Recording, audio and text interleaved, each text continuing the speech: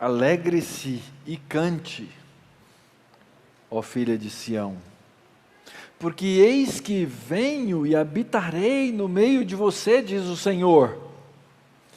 Naquele dia, muitas nações se juntarão ao Senhor e serão o meu povo. Habitarei em seu meio e vocês saberão que o Senhor dos exércitos é quem me enviou a vocês. Então o Senhor herdará a terra de Judá como a sua porção na terra santa e voltará a escolher Jerusalém. Calem-se todos diante do Senhor, porque Ele se levantou da sua santa morada. Essa profecia no livro do profeta Zacarias nos fala de Deus vir habitar no meio do seu povo. E a maneira como Ele vem para que todos saibam que Ele é um Deus poderoso, e a maneira que Ele se manifesta é essa que nós temos cantado e celebrado ao longo dos séculos, por meio da encarnação do Verbo, o Filho de Deus que se encarna e que agora, no meio dos homens, faz e realiza toda a obra e toda a vontade de Deus. A Ele nós adoramos, porque Ele é Senhor. Oremos. Pai bendito, nós agradecemos, porque mesmo sendo totalmente e absolutamente santo, na Tua bondade e na Tua misericórdia, Te inclinaste para nós, homens, pecadores, e nos resgataste, nos tiraste da morte, para que nós pudéssemos ter vida e para que nós pudéssemos ser feitos Teus adoradores. Por isso, ó Pai, santificado seja o Teu nome, venha o Teu reino, seja feita a Tua vontade aqui no nosso meio, assim como ela é perfeitamente realizada no céu. E que nós, ó Deus, sejamos o povo que dá o testemunho, que se alegra no Senhor, porque o Senhor vive no nosso meio. E isso é bênção. Essa é a nossa alegria, Senhor. Nessa manhã, Pai, nós rogamos, por amor do Teu santo nome, que o nosso coração seja tomado dessa verdade, que ele se cale de reclamar, que ele se cale de acusar, que ele se cale de apontar, para receber, para se dobrar, porque o Senhor se levantou da sua santa morada, Pai. Nós te agradecemos por isso. Ensina-nos a Tua vontade e a Tua verdade nessa manhã, no nome de Jesus, o Redentor. Amém.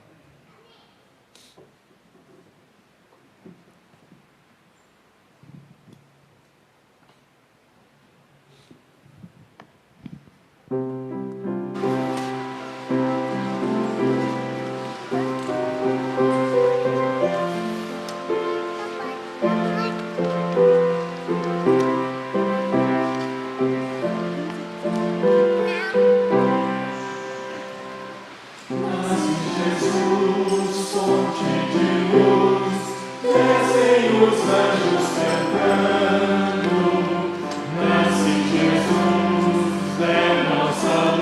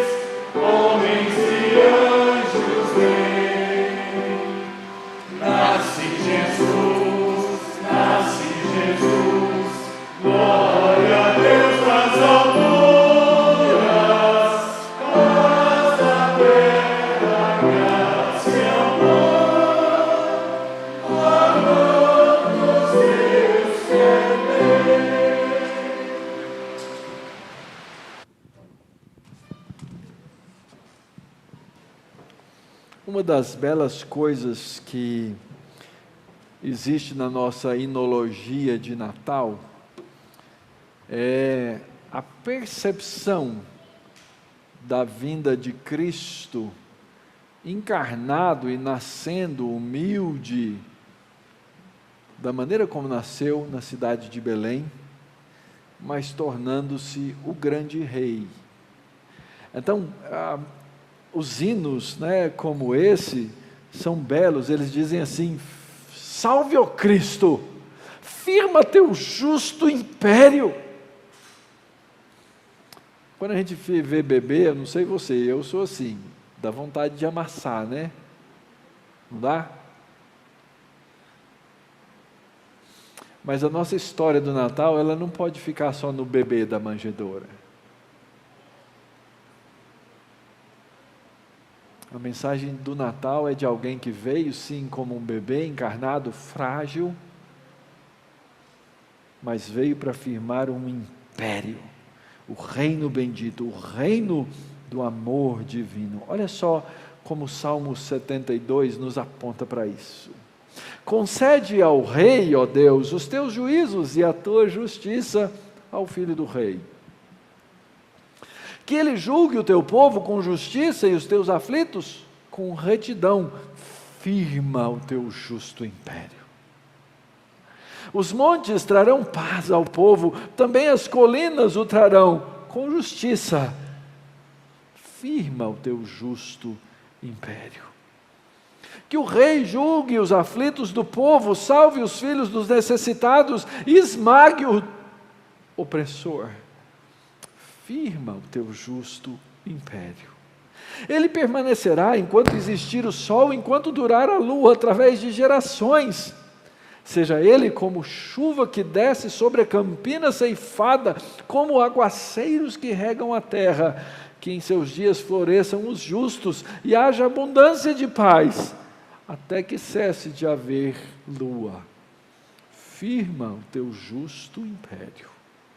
Domine ele, mar a mar, e desde o rio até os confins da terra, curvem-se diante dele os habitantes do deserto, e os seus inimigos lambam pó. Firma o teu justo império. Que os reis de Tarsis das ilhas lhe paguem tributo, os reis de Sabá e de Sebá lhe ofereçam presentes, e todos os reis se prostrem diante dele, todas as nações o sirvam, porque ele livra os necessitados que pedem socorro, e também os aflitos, e aqueles que não têm quem os ajude. Ele se compadece dos fracos e dos necessitados, ele salva a alma dos que precisam de auxílio, ele os redime da opressão e da violência, e precioso lhe é o sangue deles. Firma o teu justo império. Viva o Rei! E que lhe deem ouro de Sabá, que continuamente se faça por ele oração e o bendigam todos os dias. Haja na terra abundância de cereais, que ondulem até o alto dos montes, sejam os seus frutos como os do Líbano, e das cidades floresçam os habitantes como a erva da terra. Que o nome do Rei permaneça para sempre, e que prospere enquanto o sol brilhar, que todos sejam abençoados por meio dele, e que todas as nações lhe chamem bem-aventurado. Reino bendito, reino de amor divino, gratos louvores, homens e anjos deem. Bendito seja o Senhor Deus, o Deus de Israel, o único que faz maravilhas. Bendito para sempre o seu glorioso nome, e da sua glória se encha toda a terra. Amém e amém. E assim se encerra mais um dos livros dentro do livro dos Salmos, porque Ele é o bendito Senhor. Oremos a Ele. Senhor Deus e Pai, Criador de todo o universo, que cumpre as suas promessas e que podemos ver cada palavra Tua sendo cumprida, Senhor, no nosso dia a dia. Tu que pões em fileira todas as estrelas do céu, Senhor, e as chamas pelo nome. Tu que és um Deus tão supremo em soberania e todo cheio de majestade, escolheu para si um povo, prometendo redimi-lo da sua terrível condição, através do menino que nos nasceu, e que viveu aqui na terra e cumpriu tudo que nós não poderíamos cumprir diante de Ti, Senhor. Nós o louvamos e engrandecemos o Teu santo nome, pois Tu não és como os homens que falam e não cumprem, Senhor. O Senhor Deus de toda a terra cumpre a Sua palavra, e hoje estamos aqui por causa dela, Senhor, porque o Senhor nos chamou, o Senhor nos separou, nos redimiu, e hoje estamos aqui alegres, graças ao Teu Espírito Santo que nos testifica toda a Tua verdade. Estamos aqui, Senhor, com o coração cheio de gratidão pela Tua grande promessa cumprida em Cristo Jesus. E nós te agradecemos por todas as Tuas promessas que o Senhor cumpre dia após dia em nossas vidas, Senhor. Que o nosso coração se encha de gratidão a Ti e que dos nossos lábios saiam cânticos de louvor a Ti todos os dias da nossa vida por quem Tu és e por tudo quanto fazes, Senhor. Obrigado por esse dia. Nós Te louvamos e engrandecemos o Teu nome, Senhor, com grande alegria, pois um menino nos nasceu. E hoje Ele reina acima de toda a terra e nos apresenta puros e santos diante de Ti. Obrigado, Senhor. Agradecemos a Ti, em nome de Jesus. Amém. Ele é o Rei da glória, Ele é o Rei dos reis. Esse cântico conta as etapas da história da redenção de Deus. Ele desceu da glória, homem se fez. Ele entregou sua vida, Ele a deu. O próprio amor o moveu. Por isso, Ele reina e tem um nome capaz de nos salvar. E por isso, Ele virá em breve. Essa é a nossa esperança. Isso é o nosso motivador. Fazer a obra dEle enquanto estamos aqui, até que Ele volte. Maranata, vem Senhor Jesus.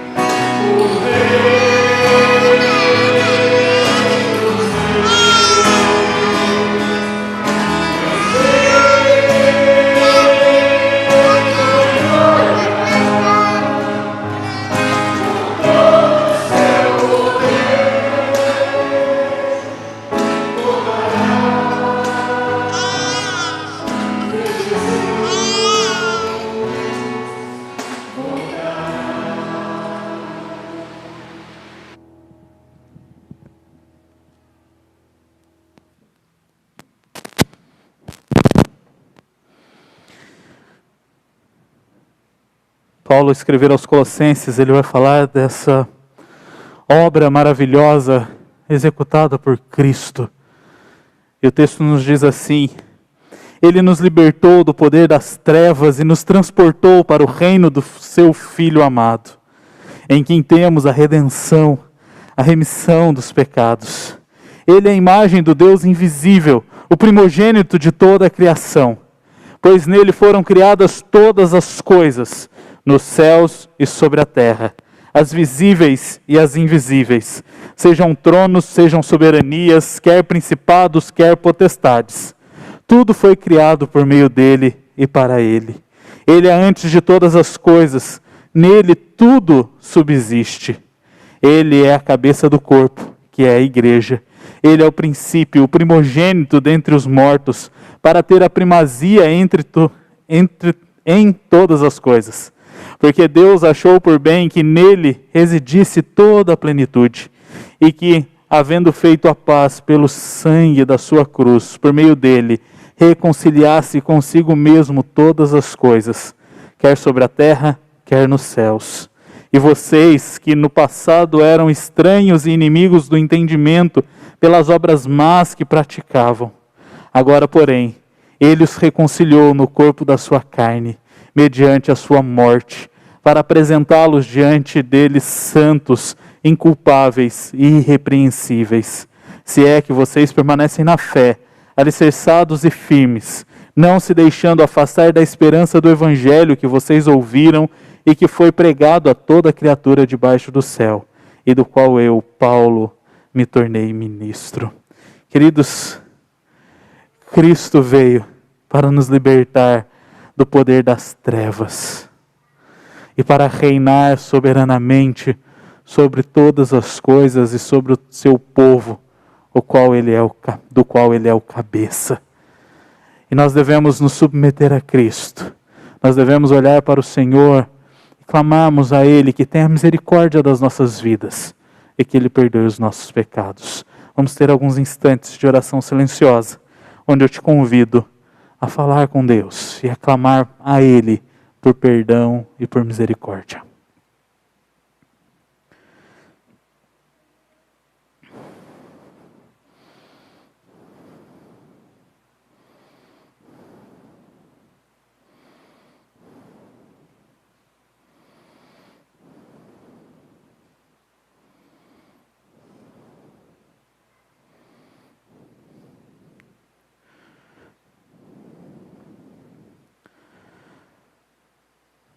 Senhor, nesta manhã nós olhamos para Ti como Teu povo, reunidos solenemente para Te cultuar. E ao olharmos para o Senhor e contemplarmos a Tua glória, a Tua soberania, nós olhamos para nós e vemos a nossa pequenez, a nossa miséria. Por isso, Senhor, neste momento, nós, como Teu povo, queremos clamar ao Senhor por perdão. Queremos juntos, ó Pai, confessarmos os nossos pecados, sabendo que o Senhor é fiel e justo para perdoá-los quando os confessamos. Pai, que nós não nos esqueçamos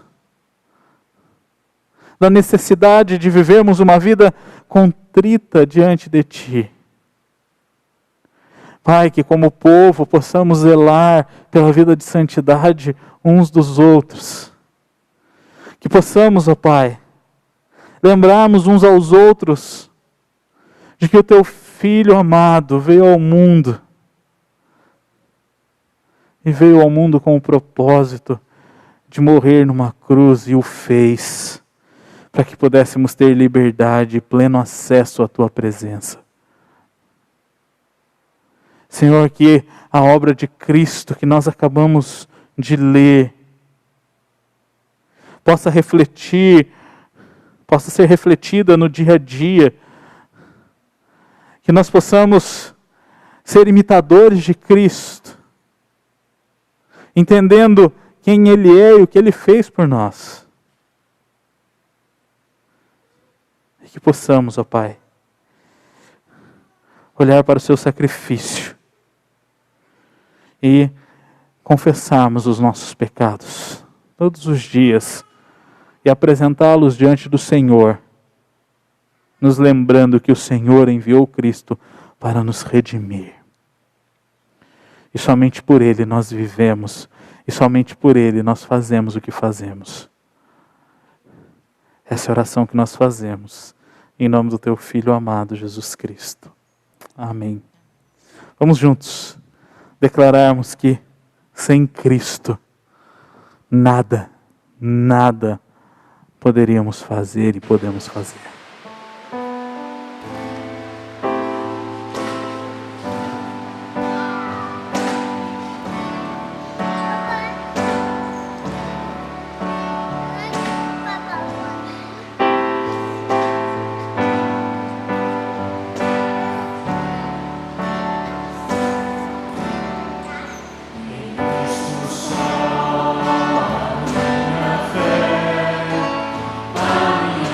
Força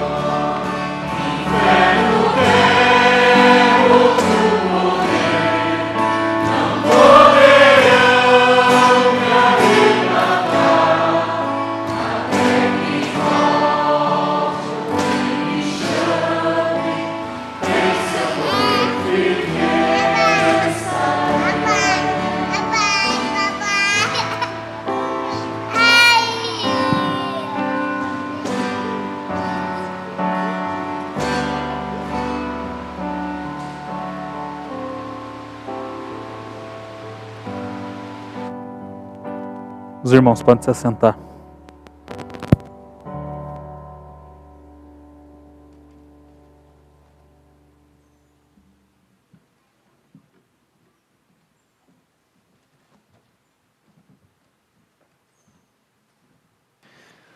Nós vamos abrir, irmãos, nossas Bíblias no livro do profeta Isaías,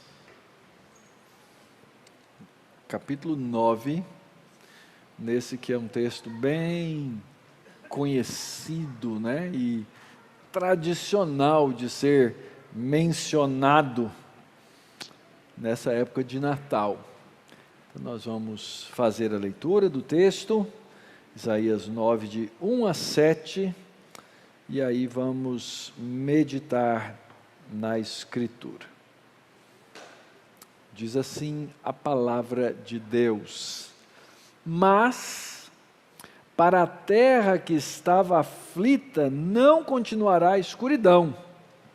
Deus, nos primeiros tempos, tornou desprezível a terra de Zebulon e a terra de Naftali, mas nos últimos tempos tornará glorioso o caminho do mar, além do Jordão, Galileia dos gentios.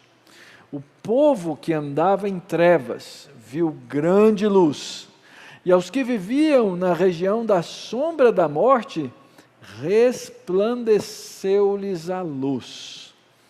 Tu, Senhor, tens multiplicado esse povo e aumentaste a sua alegria. Eles se alegram diante de ti, como se alegram no tempo da colheita e como exultam quando repartem os despojos. Porque tu quebraste o jugo que pesava sobre eles, a vara que lhes feria os ombros e o cetro do seu opressor, como no dia da vitória sobre os midianitas. Porque toda bota com que o guerreiro anda no tumulto da batalha, e toda roupa revolvida em sangue, serão queimadas, servirão de pasto ao fogo.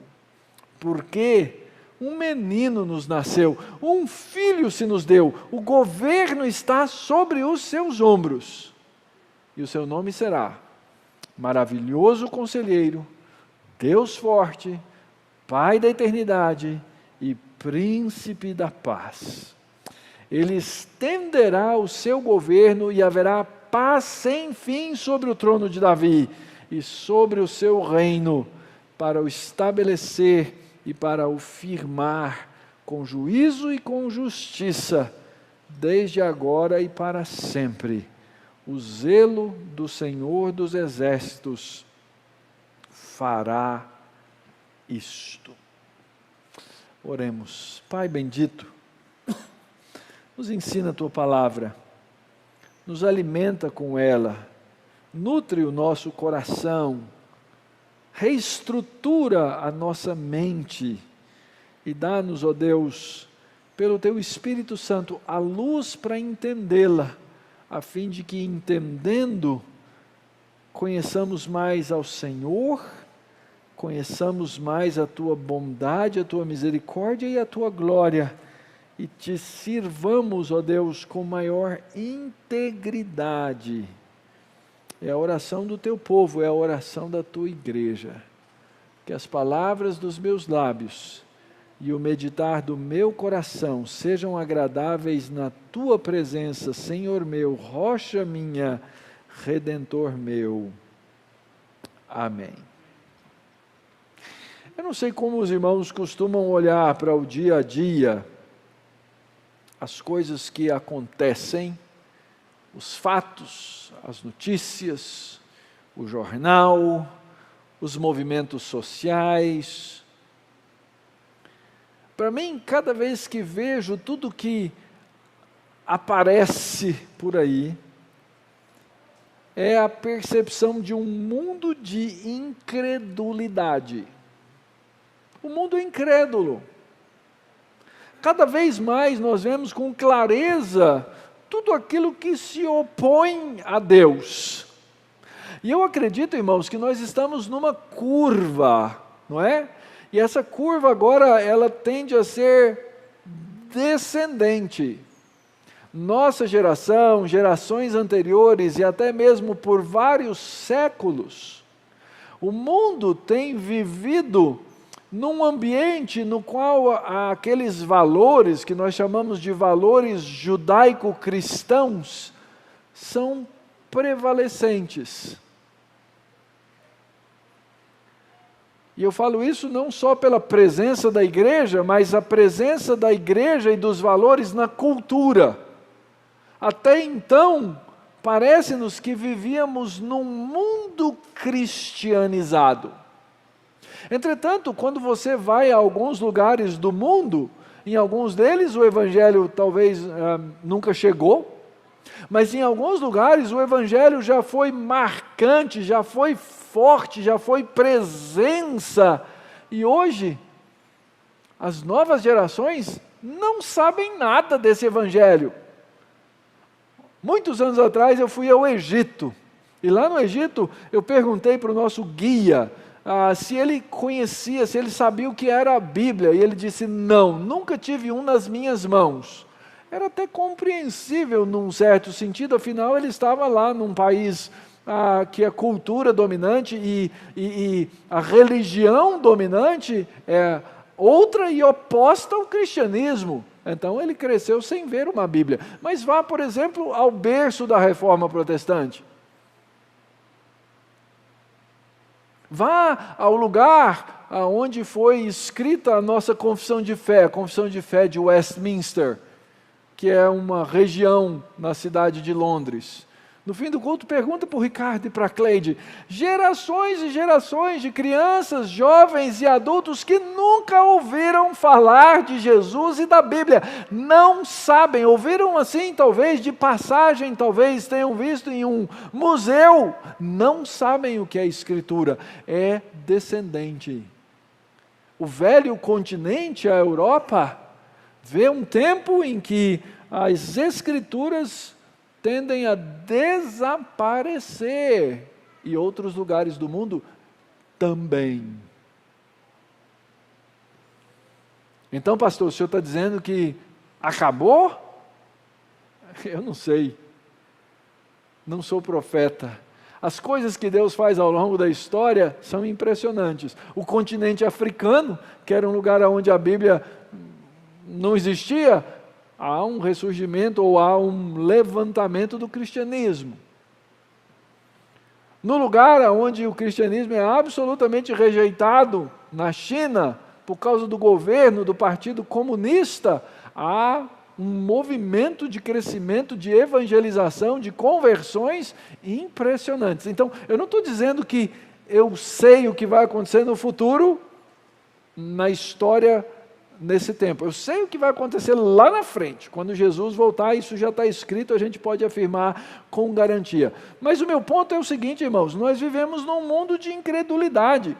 Aliás, isso começou num lugar chamado Jardim do Éden. O homem foi criado junto com a sua esposa, junto com a mulher, para crer em Deus. E foi lá no Jardim do Éden que eles duvidaram da palavra de Deus, que eles deixaram a verdade de Deus e que eles trocaram a verdade de Deus por a mentira de Satanás. É isso que Paulo fala em Romanos capítulo 1. Então, desde aquele tempo, o problema do mundo é o problema da incredulidade. E é a incredulidade que nos impede de confiar em Deus. Não é só dizer, Deus existe. Não, não. Fé bíblica não é só admitir a existência de Deus. A fé bíblica é confiar no que Deus está fazendo e viver, desejar no coração, viver segundo os seus caminhos. Mas cada vez a gente encontra essa realidade da incredulidade humana crescendo. O homem crendo em si mesmo, o homem crendo na criatura ao invés do Criador, o homem crendo na proposta de Satanás lá do jardim, de que Deus não é confiável. Não confie em Deus porque Ele vai deixar você largado. Pensa nesse ano, irmãos, ano que está acabando. Como é que a gente vai lembrar do ano de 2020, o ano da pandemia, o ano em que as gerações futuras vão olhar as fotos e vão nos ver de máscara.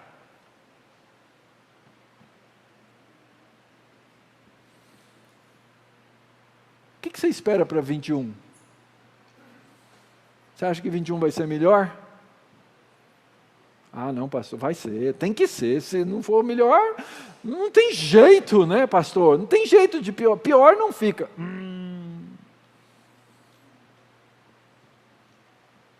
Lembrem-se do profeta Tiririca. Nós não sabemos, irmãos. A grande questão, a grande pergunta é em quem está a sua confiança? Quem é que está no controle da história em 2020 e quem é que vai estar no controle da história em 2021? Aonde está a sua esperança? Você tem esperança nos políticos? Seja de direita, seja de esquerda, é essa a sua esperança?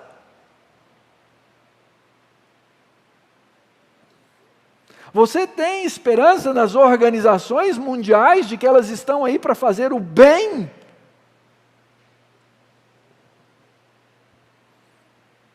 Você tem esperança na indústria farmacêutica?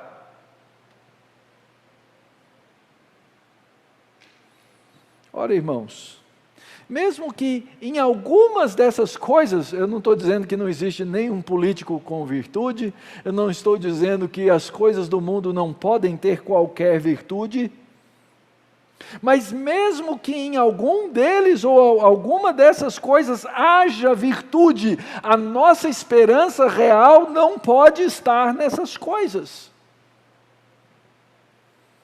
Não pode. O apóstolo Paulo ele foi muito claro, ele nos exortou de maneira muito clara. Ele disse, nos últimos dias, quando é que começaram os últimos dias? Quando Jesus subiu. Ele disse, sobrevirão tempos difíceis. E nós vivemos nos tempos difíceis. Esse era o problema do povo de Israel quando Isaías profetizou. Eles estavam vivendo tempos difíceis. 700 anos antes de Cristo, o profeta traz uma profecia a respeito de algo que aconteceria no futuro para um povo incrédulo e sem esperança. Esse era o problema de Israel. Eles eram chamados filhos de Deus, eles eram chamados povo de Deus, mas eles viviam como se Deus não existisse. Como se Deus não estivesse no controle da história, como se Deus não fosse capaz de mover uma palha do mundo para trazer alguma esperança. O povo de Israel, no tempo do Antigo Testamento, vivia um tempo pós-divino, assim como a nossa sociedade caminha para um pós-cristianismo. Ora, Deus havia chamado, irmãos, aquele povo, todas aquelas 12 tribos, para servirem seu santo nome, para abençoarem a terra. Desde Abraão, esse era o chamado deles. Eles deviam viver de tal forma em comunhão com Deus, a ponto das outras nações olharem e falarem assim, eu quero ser igual a esse povo aí. Olha lá, Deuteronômio capítulo 4. Porém, o que a gente vê inúmeras vezes, vez após vez, tempo após tempo, é que Israel age como um filho rebelde, como um filho que não quer ouvir a voz do seu pai, e chega a um ponto em que o pai tem que disciplinar, e ele disciplina a nação. E aqui fica uma lição importante para nós pais. Pais, vocês precisam, com a sabedoria divina, ensinar e disciplinar os seus filhos. Observa aí no capítulo 8, na verdade, esse texto, ele começa, o envelope desse texto de Isaías, ele começa no capítulo 8, no versículo 9. A gente talvez devesse expor completo, mas não ia dar tempo. Olha só o versículo 21 e 22 do capítulo 8, diz assim: passarão pela terra duramente oprimidos e famintos, e quando tiverem fome, enfurecendo-se, amaldiçoarão o seu rei e o seu Deus, olhando para cima, xingando Deus. É isso? Pensa na imagem, vão xingar Deus olhando para cima. Filhos.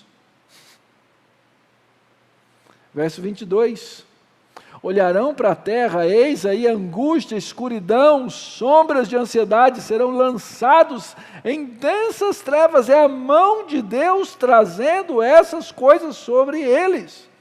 Se você pegar o texto do capítulo 9 e olhar os versículos seguintes, também, Deus diz como isso vai acontecer. Olha aí no verso 12 do capítulo 9, diz assim: do oriente vieram os sírios, do ocidente vieram os filisteus, devoraram Israel com a boca escancarada, engoliram o meu povo, grande escuridão, falta de luz, falta de perspectiva, falta de ver o futuro. 2020. 2021.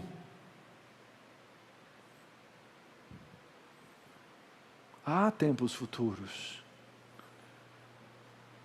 Mas pastor, isso é mensagem que se prega assim na semana do Natal? O senhor podia ser sensível aí, né? A nós, a gente já sofreu tanto. A gente já apanhou tanto. Tanta gente já pegou Covid, pastor. Tantas pessoas morreram. Irmãos, sem a verdade da Escritura, não haverá mensagem de esperança. Esse texto, eu coloquei aí o mapa para vocês lembrarem, tá? Lembra que a gente está estudando no Evangelho de Marcos? Onde é que Jesus veio?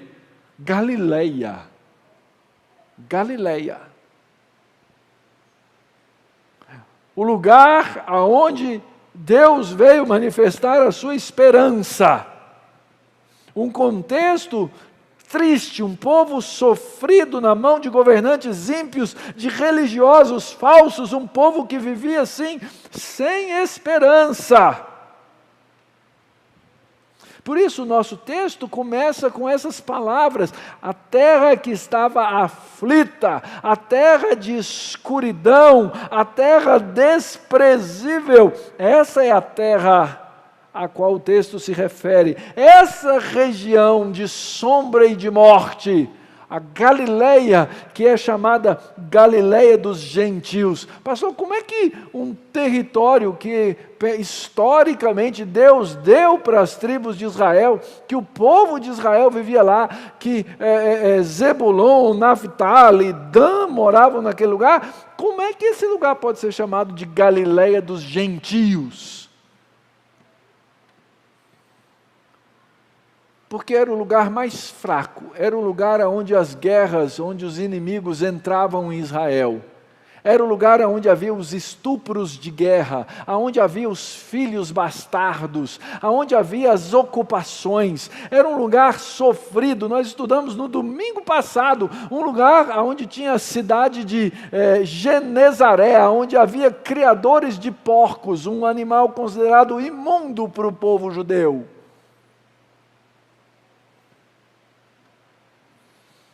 Terra de trevas, irmãos.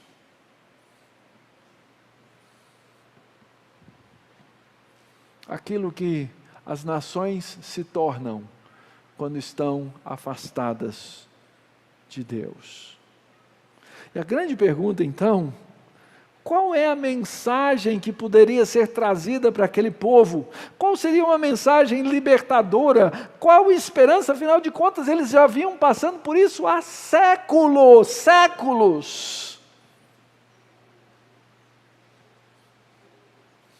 A mensagem para aquele povo é a mensagem na qual, queridos, nós devemos crer.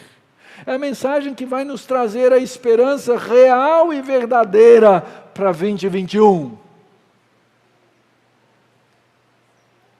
Qual é essa mensagem, queridos? Primeiro, confie em Deus, Porque Deus muda a sorte do seu povo. Observe que o texto começa com uma partícula que a gente chama de adversativa, mas. Vai explicar o contrário de uma situação anterior, qual nós acabamos de ler. Deus trouxe aquele povo a fome, a angústia, a escuridão, sombra, a ansiedade. Como é que Deus trabalha com um povo que está aflito e que vive nesse tipo de obscuridade? Essa palavra é interessante, não é não? Viver de uma maneira, de tal forma que a gente não tenha perspectiva para caminhar, está tudo escuro, não consigo enxergar, não sei para onde eu vou, não sei o que fazer, não posso plantar, não posso colher, não posso comer. Essa é a terra que estava escura. Como é que Deus trata esse povo? E o texto nos ensina que Deus trata de duas maneiras, e nós precisamos acreditar naquilo que a Bíblia diz. Primeiro, Deus trata aqueles que são seus filhos por meio da disciplina. O verso 1 diz isso. O texto diz: a terra que estava aflita não continuará a escuridão. Deus nos primeiros tempos tornou desprezível a terra de Zebulon e a terra de Naftali. Quem tornou desprezível? Deus. Foi Ele quem agiu, foi Ele quem fez. E Deus estava agindo, no caso, figurativamente aí, ou representativamente, na disciplina daquele povo, começando por Zebulon e Naftali. Lembra? São duas tribos de Israel. Duas tribos que ocupavam aquele parte mais acima lá do mapa. Um povo que havia 30 anos antes, talvez, dessa profecia, sido ocupado no seu território pelas invasões sírias. Tiglat-Pileser, se você já estudou história e lembra desse nome, esse foi o cabra que invadiu a terra. E há uma coisa que é bem conhecida, é que eles eram maldosos. Eles tinham um prazer na crueldade sobre aqueles que dominavam. E essa foi a maneira de Deus trazer disciplina. Agora, é tão difícil falar sobre disciplina hoje em dia, irmãos, porque é um negócio que nessa cultura anticristã que nós vivemos, saiu de moda. Disciplinar filhos. Gente, tem gente sendo, pastores, irmãos, sendo processados pelo Ministério Público em diferentes lugares por falarem sobre disciplina dos filhos. Não pode. Não pode. Um negócio que a nossa cultura anti-Deus, contra a verdade de Deus, não quer que façamos.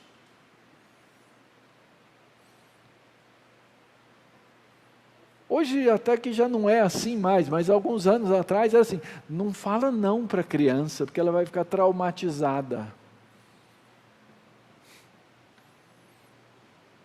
Imagina.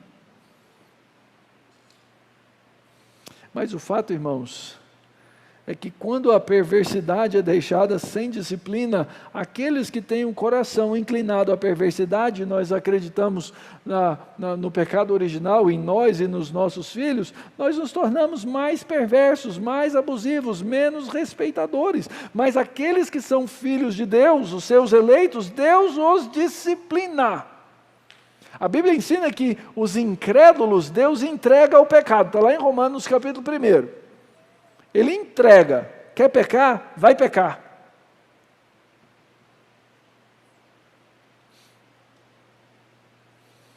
Mas Deus disciplina como um ato de misericórdia os seus filhos, E essa é a última, ou o segundo ponto.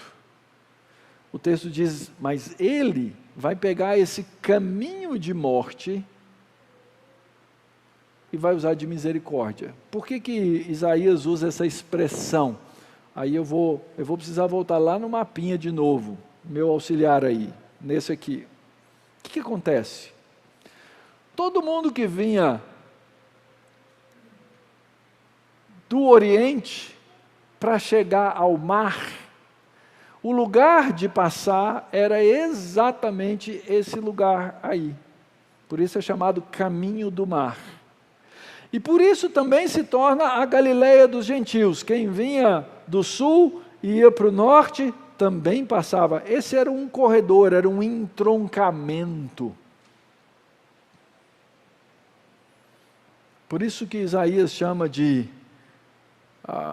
o glorioso, tornará glorioso o caminho do mar, além do Jordão. Sabe posto? Que é um lugar que você para rapidamente. Hoje em dia já mudou isso um pouquinho, né? Você vai procurando as grandes redes, já é melhor. Mas lembra os postos antigamente, quando você estava na estrada, que você queria parar? Era o lugar mais sujo da face da terra. Era o lugar mais nojento que tinha. Por quê? Porque era um lugar de ninguém. Todo mundo só passava, era caminho. Hoje em dia a gente preza uma boa parada, um bom banheiro, a gente vai atrás das redes e tal. Mas antigamente era difícil. Eu lembro que eu viajava esse interior do país com meu pai e era cada lugar. Assim era a Galileia dos gentios. Era o posto. E não era Ipiranga. Era o posto do mundo. Lugar desprezível. Mas o que o texto diz? O texto diz que Deus vai tornar glorioso o caminho do mar. Deus vai mudar essa situação em algum momento, de alguma forma. Esse é o meu primeiro ponto aqui, irmãos, nessa manhã. Primeira coisa que nós precisamos entender com clareza é que Deus vai pegar um lugar desprezível com um povo desprezado e tornar glorioso. Esse texto é citado 2 vezes nos evangelhos, no Evangelho de Mateus, capítulo 4, no Evangelho de Lucas, capítulo 1, referindo-se exatamente à encarnação do Verbo. Mateus 4, 15, terra de Zebulon, terra de Naftali, caminho do mar, além do Jordão, Galileia dos gentios, o povo que vivia em trevas viu grande luz, aos que viviam na sombra da morte resplandeceu-lhes a luz. Daí em diante Jesus começou a pregar e dizer, que coisa gloriosa. Então esse é o primeiro ponto. Deus muda a sorte do seu povo. E aqui a primeira mensagem, então, de maneira direta para todos nós. A sua esperança e a minha esperança tem que estar no Senhor, Deus dos exércitos. Somente. E naquilo que Ele vai fazer. Como Deus faz isso? Como Deus faz isso? Verso 2 vai dizer, o povo que andava em trevas viu grande luz. E a esses que viviam nessa região desprezada, que é agora referida aqui como região da sombra da morte, resplandeceu-lhes a luz.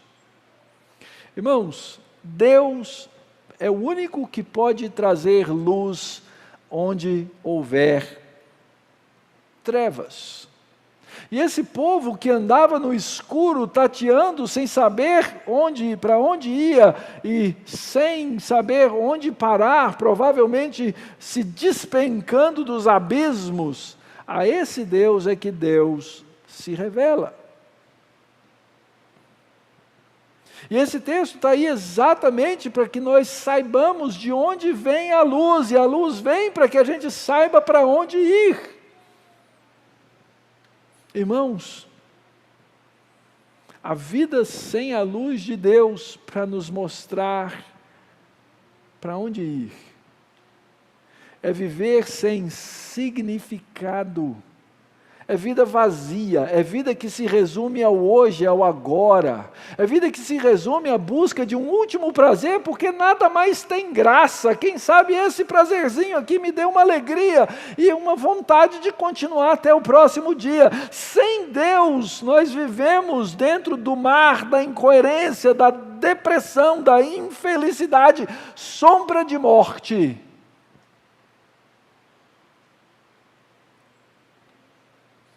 Mas quando nós conhecemos a luz de Cristo, e nós nos tornamos filhos de Deus, a vida é diferente, irmãos.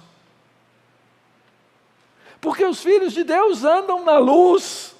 Os filhos de Deus têm um desejo profundo de vencer o pecado. Os filhos de Deus têm uma vontade santa de viver a santidade de Deus. Os filhos de Deus têm vontade de abençoar aqueles que estão à sua volta.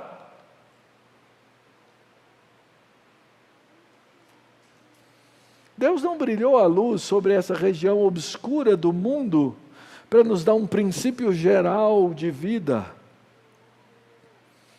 Deus brilhou a sua luz para iluminar o caminho dos seus eleitos no dia a dia, porque nós somos aqueles que, tendo dissipado esse vale de sombra da morte, esse vale de escuridão, somos aqueles que Deus usa para trazer a luz sobre a vida de outras pessoas. Essa luz veio para nos tirar o medo do desconhecido. Essa luz veio para que nós pudéssemos, para fazer com que nós vivêssemos na certeza da sua maravilhosa luz.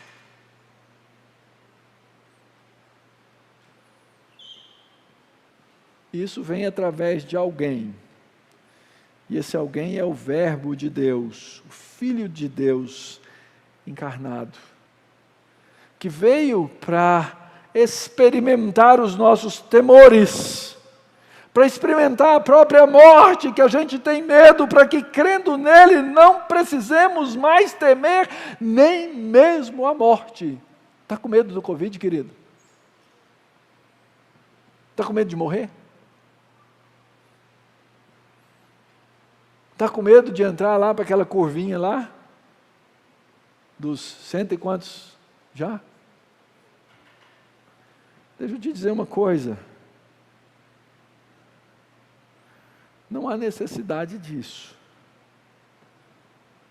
Porque ele veio brilhar a luz para que nós pudéssemos até mesmo não mais temer a morte.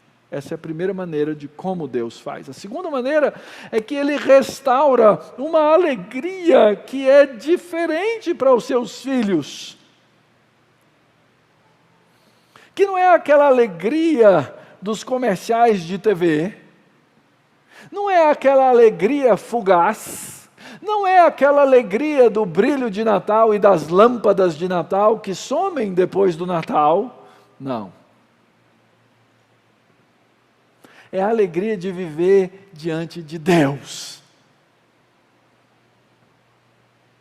De viver perante a face dEle. De saber que eu vivo debaixo da proteção e do amor do meu Pai, que eu tenho comunhão com Ele. Que eu não preciso mais, como Adão fez no Éden, me esconder do meu Criador por ter vergonha do meu pecado, não. Eu posso me sentir à vontade na presença do meu Deus. Eu posso ser alegre na presença do meu Deus, porque Ele mandou o Seu Filho para brilhar a Sua luz, para que nós tivéssemos comunhão, porque Deus é luz e nele não há treva nenhuma. Essa é a nossa alegria, irmãos. A nossa alegria maior não pode estar nas pequenas conquistas do mundo, senão nas grandes conquistas, que ainda que pareçam pequenas, são enormes, porque é Deus trabalhando o coração e a vida de um pecador. Então, como Deus faz? Ele brilha a luz, e Ele traz alegria, Ele restaura a alegria do seu povo, a alegria Ele aumenta, como no dia da colheita, como no dia que a gente vence uma guerra.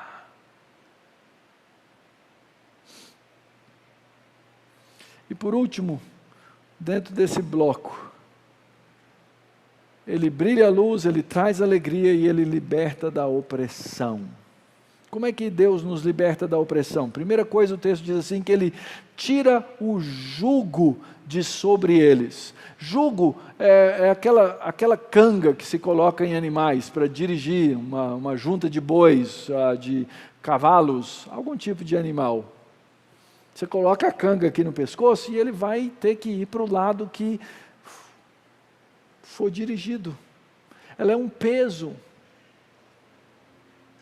Mas o texto diz que o jugo é retirado. Aliás, o Senhor Jesus diz nos evangelhos, tomai o meu jugo é leve, o meu fardo é pesado. E aquele povo estava vivendo um jugo miserável. Eles estavam recém-saídos aí da invasão dos assírios, que gostavam de colocar jugo sobre os seus cativos.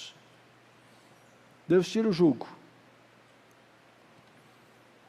Segundo, Deus tira a causa das mágoas. O texto diz assim, que Ele livra da vara.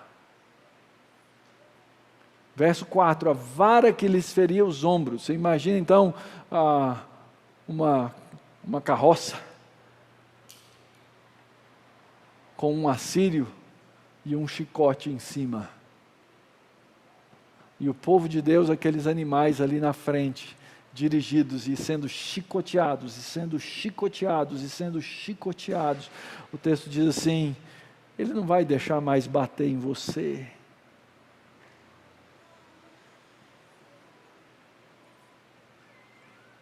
Terceiro lugar, quebrando a tirania daquele que tem o cetro. Olha só, terceira parte do verso 4 diz assim, e o cetro do seu opressor. Cetro é um rei, alguém que reina sobre, como no dia da vitória dos midianitas. E aqui a lição é muito bonita, irmãos, porque o dia dos midianitas foi aquela história da batalha do povo de Deus de Gideão. Lembra como é que Deus venceu aquela batalha de Gideão? Foi porque o exército de Gideão era maior do que o exército dos inimigos? Não, irmãos. Foi exatamente pelo poder de Deus. Ele está dizendo aqui, essas coisas são vencidas pelo poder de Deus. O cetro do opressor.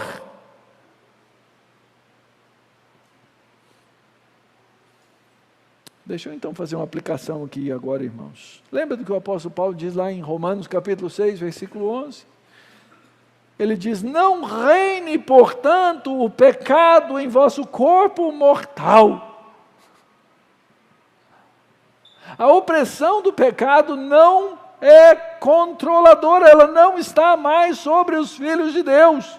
No verso 14 de Romanos 6, o apóstolo ainda diz, porque o pecado não terá domínio sobre vós. Deus não vem só para tirar a culpa do pecado, Deus vem para tirar o domínio do pecado sobre a nossa vida. Nós temos que crer nisso, irmãos. Essa é a nossa esperança para 2021.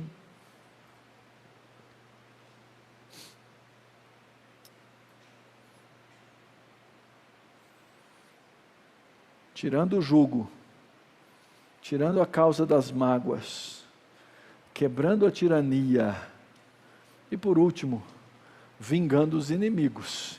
Olha só o que o texto diz, verso 5, porque toda bota com que o guerreiro anda no tumulto da batalha, e toda roupa revolvida em sangue, serão queimadas,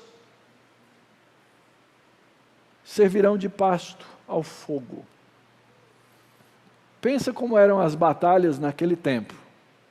Pensa aí talvez, não sei se você já assistiu algum filme, ou às vezes a gente confunde as épocas e eras, né? Pensa naquelas batalhas medievais, mas não devia ser muito diferente não.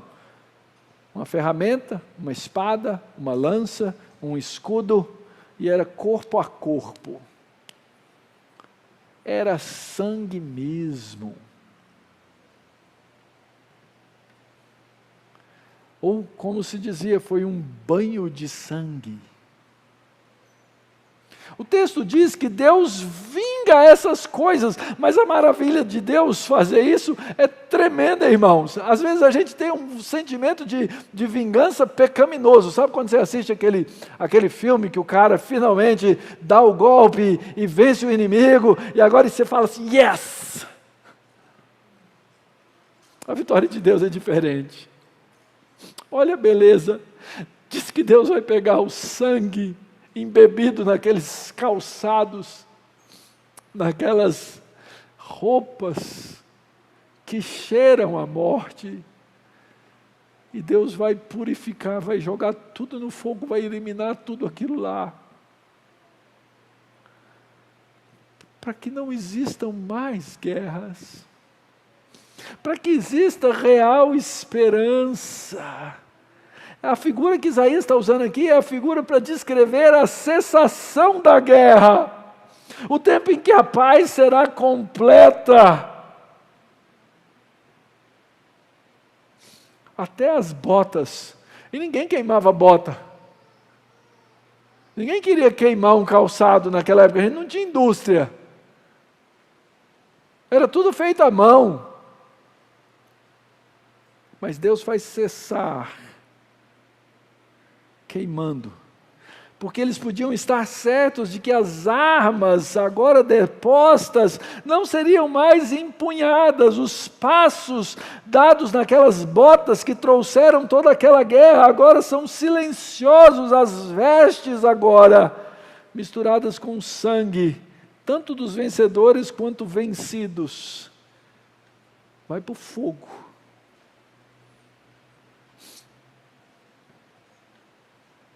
Um dia, queridos, vai sim acabar a pandemia. E no dia que Deus acabar a pandemia, nunca mais vai ter pandemia. Entendem qual é a mensagem de esperança? A mensagem de esperança é que, ainda que Deus nos entregue boas coisas, eventuais, temporais, aqui nesse mundo e aqui nessa terra, a nossa esperança não é dessa terra. Finalmente, irmãos, como é que a gente então vê o que Deus fez? Deus muda a sorte do seu povo.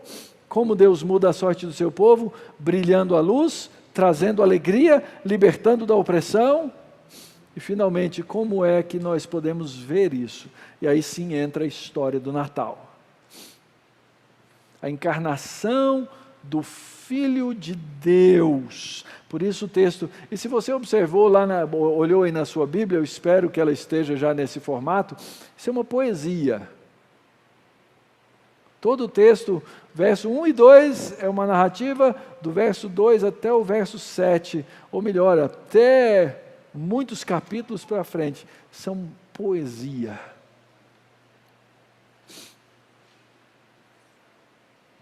Qual era a esperança que Isaías, 700 anos antes de Cristo, aponta para aqueles homens e mulheres sofredoras naquele lugar? A vinda de um menino. Porque um menino nos nasceu, um filho se nos deu. Lembra das palavras do anjo para Maria? Lucas capítulo 1, verso 30, diz assim: não tenha medo, Maria, porque você foi abençoada por Deus, você ficará grávida e dará à luz um filho, a quem chamará pelo nome de Jesus, ou no hebraico, Josué. Este será grande, será chamado Filho do Altíssimo. Aonde? Lá em Nazaré, naquele lugar desprezível. A pergunta do povo, na boca do povo, é: pode sair coisa boa de Nazaré? Este será grande, será chamado Filho do Altíssimo. Deus, o Senhor, lhe dará o trono de Davi, seu pai. Ele reinará para sempre sobre a casa de Jacó, e o seu reinado não terá fim. Que plano tremendo, que coisa fantástica! Deus envia seu próprio Filho para se tornar homem. O Verbo se fez carne e habita no meio do seu povo, monta a sua tenda, o seu tabernáculo, como o apóstolo confirma em Gálatas capítulo 3, esse nascido de mulher, como ele também confirma em Romanos capítulo 1, versículo 3, da descendência de Davi. Ele vem, ele encarna, e ele se torna solidário conosco. Era necessário, pastor, a encarnação? Sim, porque dentro da estrutura da Bíblia, dentro de toda a história do pacto de Deus com o seu povo, havia uma lei estabelecida por Deus: o salário do pecado é a morte. E para que eu tivesse salvação, e para que você tivesse salvação, era necessário que morresse um que não tivesse pecado, e ele tinha que ser humano. Esse é o grande mistério da encarnação. Ele vem e ele agora, encarnado, vive no nosso meio, vive como nós vivemos, porém sem pecado. E ele veio com um objetivo, irmãos. Ele veio destruir o opressor. Hebreus capítulo 2, versículo 14 e 15 diz assim: visto, pois, que os filhos têm participação comum de carne e sangue, então Jesus tem também essa natureza, também Jesus igualmente participou dessas coisas, porque ele era filho de Maria, para que por sua morte destruísse aquele que tem o poder da morte, a saber, o diabo, e livrasse todos os que pelo pavor da morte estavam sujeitos à escravidão por toda a vida. Nós temos que entender bem isso aqui, irmãos. Quem dá a vida e quem tira a vida é Deus. Mas quem trouxe a realidade da morte para o meio da história humana foi Satanás com a sua proposta e o homem aceitando a proposta. Então o texto aqui está nos dizendo, olha, aquele que trouxe a morte será finalmente morto. E aqui cumpre-se aquela profecia, lá de Gênesis capítulo 3, versículo 15, de que a semente da mulher destruiria a cabeça da serpente, que é Satanás. Então, a primeira coisa que a gente aprende na encarnação do Filho de Deus, na história do Natal, é que é um projeto de Deus, é uma ação de Deus, é algo que Deus faz, e Ele nos dá esse Filho. Um menino nos nasceu, um filho se nos deu. Segundo, ele tem poder. O texto diz no verso 6, o governo está sobre os seus ombros. No ato de coroação de um rei, o rei recebia um manto. E aquilo significava o poder que ele tinha sobre os ombros. Esse rei é Cristo, que é a tradução da palavra Messias no Antigo Testamento. Ele é o rei, ele tem poder. Meus irmãos, eu vou fazer uma exortação aqui do meu coração. Muito cuidado, irmãos. Nós vivemos hoje no mundo, como eu expliquei lá no começo, numa encruzilhada, como era a Galileia. Um lugar que se torna cada vez mais ímpio. E nós vivemos numa descendente da influência cristã na nossa história e na nossa cultura. Nós vivemos na terra dos gentios, nós vivemos num mundo governado por incrédulos. Então toma cuidado, irmão. Primeira coisa que nós temos que tomar cuidado é acreditar que algum governo, que algum sistema político possa ser o nosso redentor e nos salvar. Cuidado com as suas esperanças. Acreditar que os homens são bons para governar é um erro. Então, pastor, eu não tenho que me envolver com política? Não, não é isso. Eu não tenho que ter bons votos? Não, não é isso. Meu problema é onde você coloca a sua esperança, em quem você coloca a sua esperança. Se você coloca a sua esperança num sistema. Muito cuidado. No Brasil, no mundo, surgiu um movimento que é o pêndulo, que é o oposto do que vinha acontecendo até então. Se você pegar as últimas décadas, né, da história, o mundo veio se liberalizando, revolução sexual, chegamos no ponto em que estamos. Chegamos no ponto em que há igrejas, entre aspas, no mundo, em que eles não estão mais discutindo sobre a homossexualidade, eles estão discutindo se ordenam ou não pastores homossexuais. E muitos já o fazem. Percebem? Nós chegamos numa encruzilhada lá no fim da história. Essa liberalidade, esse liberalismo, essa coisa terrível que cresce no mundo, hoje está tendo uma resposta. Que é a volta ao conservadorismo. Então, hoje, não existe conservadorismo só entre os cristãos, tem conservadorismo em todo lugar. E a gente experimentou aí eleições de conservadores em vários lugares do mundo. É um fenômeno. Então, assim como era detestável ver a maneira como o mundo caminhava para um processo, e caminha para um processo de deterioração pelo liberalismo, o perigo está hoje em nós simplesmente colocarmos o nosso coração e achar que o conservadorismo vai nos salvar. Não se enganem. Mas tem muita gente hoje confundindo o cristianismo com o conservadorismo. Não se enganem, não se iludem. O governo está sobre os ombros de Cristo. O governo não está em ideologias, o governo não está na mão de homens, o governo está em Cristo, o governo está sobre os seus ombros. Essa é a esperança do cristão.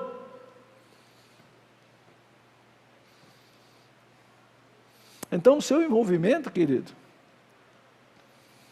ele tem que ser com Cristo. Cuidado com as suas esperanças colocadas nos homens. Isso aconteceu com os judeus. Quando Jesus veio, eles esperavam um Messias que fosse fisicamente governar sobre eles. Fizeram uma entrada triunfal de Jesus na cidade de Jerusalém. Queriam aclamá-lo como rei, queriam que ele suplantasse Roma. Irmãos, não caiamos no mesmo erro. O Império Romano, que os judeus esperavam fosse derrubado e fosse dominado por aquele Messias, durou séculos ainda. E tem mais. Quando finalmente aquele império foi cristianizado, em primeiro lugar, o império perverteu a fé. Em primeiro lugar. Em segundo lugar, ele mesmo acabou. Lembrem-se, o Senhor Jesus morreu lá pelos anos 30 e poucos da era cristã, ou talvez um pouquinho menos. Roma continuou a martirizar, matou e martirizou os próprios apóstolos, e quando finalmente foi cristianizado, falsificou a fé e falsificou a igreja. O mundo odeia Cristo. E o mundo odeia aqueles que são de Cristo. Não deposite as suas esperanças nos homens. A sua mente tem que estar cheia de Cristo. A sua mente tem que estar cheia do governo de Cristo. A sua mente tem que estar cheia da palavra de Cristo.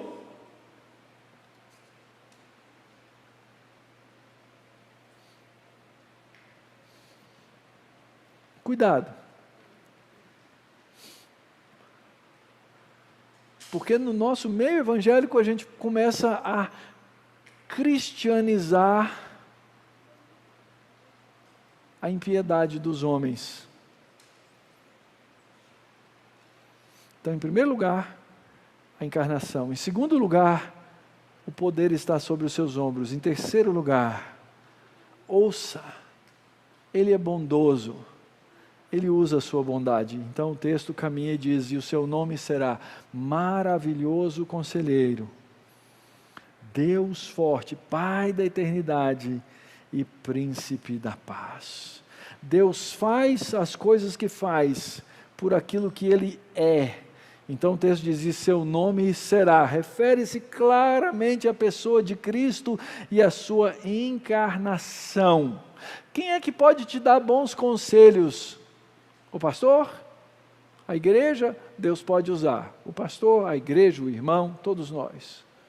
Mas o maravilhoso conselheiro, queridos, é só um. É aquele que sabe quem somos de fato. É aquele que sabe o que nós necessitamos de fato. É aquele que nos diz o caminho que devemos tomar. É aquele que conhece a mente de Deus. É aquele que pode nos aproximar das suas mais profundas intenções para falar desse evangelho no mundo. Ele é um conselheiro maravilhoso. Você está precisando de conselho? Em primeiro lugar, procure a Cristo, procure a sua palavra. E sim, use do corpo e da igreja para se aconselhar. Maravilhoso conselheiro, Deus forte. Irmãos, o único que pode vencer os inimigos é o Deus forte. E assim como Deus permitiu que esse miserável desse vírus viesse contaminar grande parte dos seres humanos, em última análise, em última instância, quem vai nos salvar do vírus não é a indústria, não é a vacina, não é a máscara. Ah, pastor, então a gente não precisa de mais nada, pode tirar a máscara? Não, não é isso. Denise está assim, ó, ela queria tirar a máscara, né, meu bem? Ainda não chegou a hora.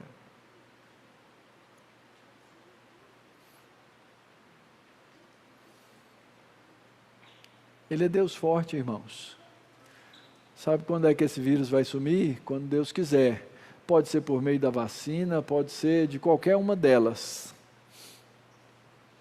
Pode ser por meio de nenhuma delas. Nós estamos nas mãos de um Deus forte. Um que é Pai da eternidade, aquele que não só veio e é eterno em si mesmo, mas como nos conhece e dá vida eterna aos seus filhos. Aqui está o alvo da nossa esperança. Nossa esperança não é desse mundo. Nossa esperança é a vida eterna que recebemos. E essa vida eterna, deixa eu falar uma coisa para vocês, essa é uma teologia pouquíssimo explorada no nosso meio. Você que é crente, no final dos tempos, quando o Senhor Jesus voltar, Ele vai ressuscitar o seu corpo. Não se preocupe se vai ser com ruga, sem ruga, cabelo branco, com verruga, não se preocupe com isso. Deus vai ressuscitar o seu corpo e Ele vai colocar você para viver na nova terra. E aí sim eu não vou ter mais notícia de guerra. Eu não vou ter mais notícia de vírus. Porque eu vou viver na nova terra de Deus. A Bíblia começa no princípio, criou Deus os céus e a terra, e a Bíblia termina dizendo que Ele faz nova todas as coisas, e haverá um novo céu e uma nova terra.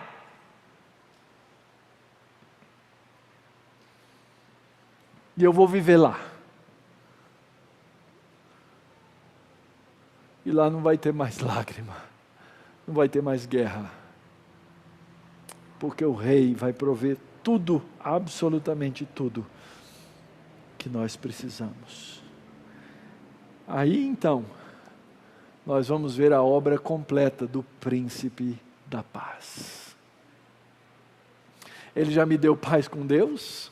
Eu não estou em guerra com Deus mais. apesar de mim, apesar dos meus pecados, apesar dos meus erros, eu não estou mais em guerra com Deus, porque em Cristo eu já fui perdoado dos meus pecados. Mas eu estou em guerra com o mundo, eu estou em guerra com a carne, eu estou em guerra com o meu entorno. Mas na nova terra, essa paz vai se manifestar de maneira plena e absoluta. Então, irmãos, o que isso tudo tem a ver conosco?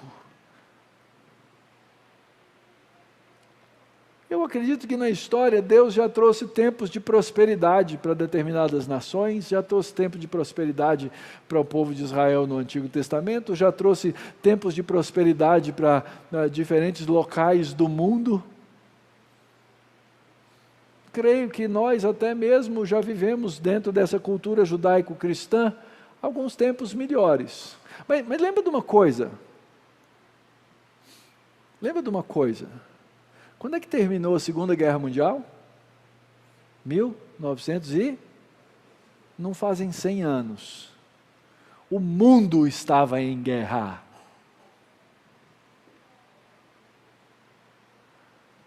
De lá para cá, guerra aqui, guerra acolá, guerra... Mas a nossa geração experimentou uma relativa paz. Eu experimentei vários aqui, hiperinflação, mas depois veio a estabilidade econômica, melhorou. E agora a gente experimentou o Covid. Pode passar, pode não passar. A minha segurança está em Cristo. Não é a situação social e econômica. Eu tenho que lutar por uma situação melhor no mundo? Claro, faz parte da minha vida cristã, trabalhar pelo bem da minha vida, da minha família, da sociedade, da minha igreja, claro.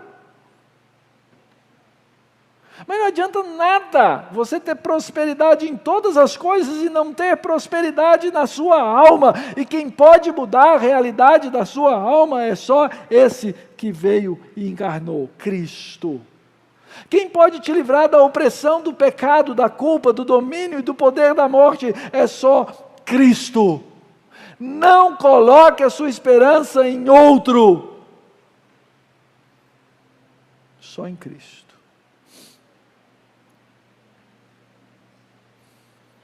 Então, eu queria te convidar como último momento, a olhar para a situação, da sua alma, do seu coração, diante do Criador do Universo e do Pai de Jesus Cristo, para saber quem é que pode te salvar. Quem é o seu Salvador? Quem é a sua esperança? Termino com um último slide, depois nós vamos cantar o nosso hino final. Esse homem, obviamente, é um artista, mas ele representa aí no seu teatro um homem chamado Simeão. Um velho homem. Lucas capítulo 2, versículo 25, diz que havia em Jerusalém um homem chamado Simeão, um homem justo, piedoso. Ele esperava a consolação de Israel, e o Espírito Santo estava sobre ele. Revelara-lhe o Espírito Santo que não passaria pela morte antes de ver o Messias do Senhor. E movido pelo Espírito, foi ao templo. E quando os pais trouxeram o menino Jesus para fazerem com ele o que a lei ordenava, Simeão o tomou nos braços e louvou a Deus, dizendo: agora, Senhor, pode despedir o teu servo segundo a tua palavra, pode me levar. Eu estou pronto, Senhor, porque os meus olhos já viram a tua salvação. Salvação que preparaste diante de todos os povos, luz para a revelação aos gentios e para a glória do teu povo, Israel. Quantos anos tinha Simeão? 50?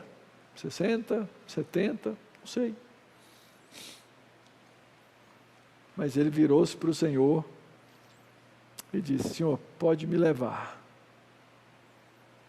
Pode me levar. Porque eu vi a tua salvação. Assim foi a glória da encarnação, irmãos. Nasce Cristo, o Redentor.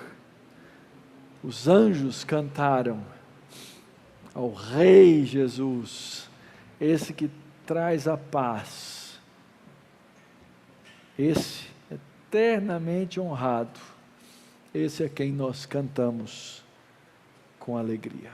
Cantemos ao Senhor.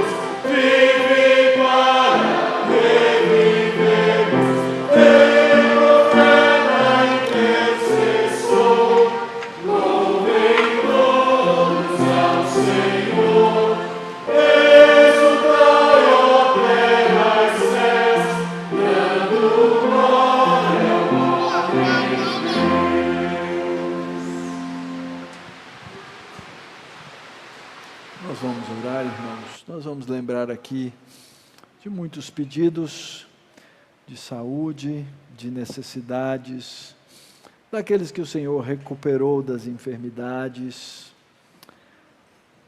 de tantas coisas que nós carecemos vindas da parte do nosso Deus. Oremos. Pai bendito, nós te agradecemos pelo Verbo encarnado. Te agradecemos, ó Deus, pela vinda do teu Filho ao mundo.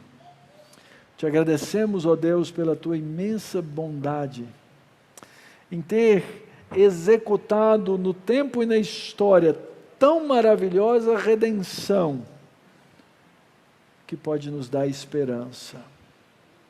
Senhor, nós tivemos um ano difícil ao redor do mundo. Confessamos, ó Deus, a nossa impotência e incapacidade diante de algo tão pequeno e que trouxe tanto transtorno. E aprendemos, ó Deus, que estamos nas tuas mãos. Sabemos, ó Deus, que o mundo incrédulo não entende isso. Busca soluções longe e fora do Senhor. Mas nós cremos, ó Pai, que seja qual for a solução, como ela vier, ela, antes de tudo, vem das tuas mãos bondosas. Por isso, ó Deus, consola o nosso coração com a luz do Teu Filho Jesus Cristo. E no meio das nossas dores temporais, no meio das nossas lutas aqui no mundo, nos faz, ó Deus, um povo que proclama, que ama a Tua verdade, que ama a luz de Cristo e que testemunha dessa luz. Nessa manhã, ó Pai, nós oramos pedindo pelos nossos missionários, pelos irmãos que se preparam para o campo de missões. Oramos pelo reverendo Henrique, sua casa, pela Shirley, nos seus estudos. Abençoa a vida deles, ó Deus, guarda-os nas Tuas mãos. Abençoa, Deus, todos os esforços, todos os preparos e todas as execuções dos trabalhos para os nossos filhos no ano que vem, no departamento infantil. Abençoa, Deus, e fortalece as famílias da nossa igreja. Usa de bondade, usa de misericórdia, ó Deus, sobre aqueles, ó Deus, que dirigem as suas famílias, sobre pais e filhos, convertendo o coração dos pais aos filhos e dos filhos aos pais, ó Deus. Rogamos, ó Deus, pela saúde de tantos. Temos orado há tanto tempo pelo bebê que o Senhor já fez sair do hospital, foi para casa, o Heitor.